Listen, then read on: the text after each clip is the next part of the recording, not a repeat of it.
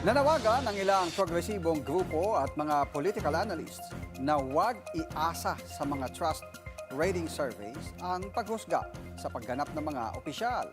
Kasunod ito ng muling pagbaba ng trust rating ni Pangulong Ferdinand Marcos Jr. habang nanatiling mataas ang kay Vice President Sara Duterte sa kabila ng kanyang kinakaharap na Senate impeachment trial. Narito ang politiko update ni Ched Gatchalian. Kailangang mas maging mapanuri ang publiko sa pag-unawa sa mga trust rating surveys. Yan ang sinabi ng ilang progresibong grupo at political analysts.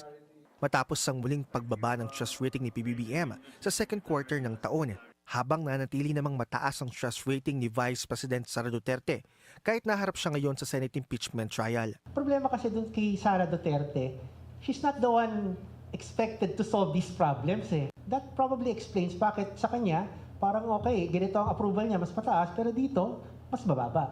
Hindi naman porket mataas ang rating ng isa, ibig sabihin mas magaling siya. Ang isang example dito is, si Presidente, maraming ginagawa. Si Vice President, palaging umiikot abroad. Hindi naman umiikot sa Pilipinas. Para kay Bayan President Renato Reyes Jr., tila hindi raw nakatulong ang naging pahayag ni PBBM sa nakaraan niyang SONA tungkol sa flood control scandal.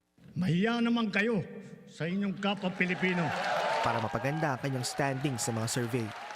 Yung nagpasimuno at nagsiwalat ng flood control corruption, siya ang nakaranas ng pinakamalaking pagbagsak ng kanyang ratings. I think that shows na hindi siya credible kasi nga siya rin sangkot or he's part of that system. Meron naman mga napakulong na, number one.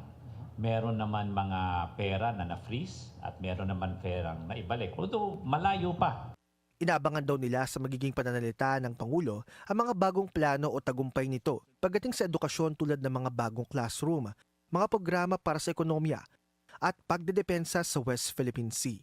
Ang hindi raw pwedeng mawala sa magiging mensahe ng Pangulo ay mga updates pagdating sa investigasyon sa isyu ng korupsyon. So after 1 year, ang tatanungin ng tao, may nahiya ba? May nangyari ba? O yung mga dapat bang mahiya, tumigil na ba sila sa pagiging corrupt? May mga damages na-create during the past for SONA, ikokontrol niya na lang to until 2028 para at least meron siyang magkaroon ng a sort of more graceful exit.